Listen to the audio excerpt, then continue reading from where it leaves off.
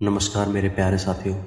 आज मैं आपके लिए एक बहुत ही प्रेरणादायक कहानी लेकर आया हूँ जो आपको बहुत अच्छी लगेगी और उससे बहुत अच्छी शिक्षा भी मिलेगी। एक बार की बात है, 3 चोर थे और वह एक गांव में रहते थे। एक रात उन्होंने चोरी करने का प्लान बनाया। चोरी करने की योजना ऐसी बनाई कि उन्होंने देखा गाँव के एक रईस सेठ था, उसके घर में चोरी करने के लिए उनका ये प्लान था।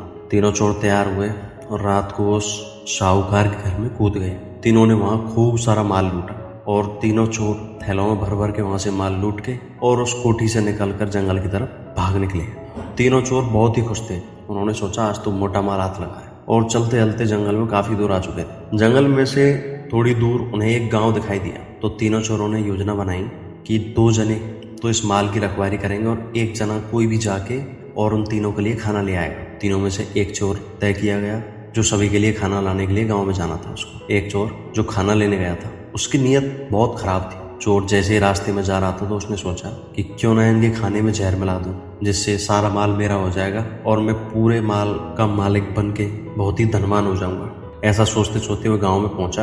वहां जाकर उसने एक होटल पर जी भर के खाना खाया। जी भर कर खाना खाने के बाद उसने उन दोनों के लिए भोजन एक थैली में रखवाया और उसमें जहर मिला दिया। इतने में ही 2 चोर जो माल की रखवाली कर रहे थे, उन्होंने भी सोचा कि क्यों ना ये सारा धन हम दोनों ही बांट लें, उस तीसरे वाले को नहीं देना पड़ेगा, आज उसको मार देते हैं। इस प्रकार दोनों तरफ से एक दूसरे को मारने की योजनाएं बनने लगी। ये जैसे ही एक चोर उन दोनों चोरों के पास उनका खाना लेकर जा रहा था जिसमें जहर मिला हुआ था, जैसे ही यह चोर उनके पास पहुंचा तभी ये दोनों चोर इस पर टूट पड़े और इसे मौत की नींद सुला दिया। इसके मरने के बाद उन्होंने खाना लिया और दोनों ने सोचा बैठकर खाना खा लेते और माल को आधा आधा बांट लेंगे। जैसे उन दोनों ने खाना खाया, उस खाने में जहर था, तो दोनों चोर उस खाने को खाकर तड़प तड़प के वहीं मर गए। ये कहानी तो छोटी सी थी, लेकिन यह बहुत बड़ी एक शिक्षा देती कि बुराई का अंत हमेशा बुराई रहता है। जो धन उन्होंने साहूकार से लूटा था, उसी धन ने इन तीनों चोरों की जान ले ली। अगर धन न होता तो ये चोर एक दूसरे को मारने पर कभी भी उतारू नहीं होते।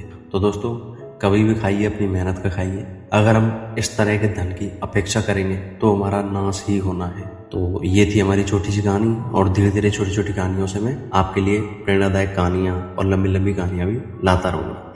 अगर मेरे बोलने में या किसी भी चीज़ में आपको कोई भी कमी नज़र आती है तो आप मुझे कमेंट करके सजेशन जरूर दें, और मेरे चैनल अनंत ज्ञान सागर को सब्सक्राइब अवश्य करें। आपका बहुत बहुत धन्यवाद।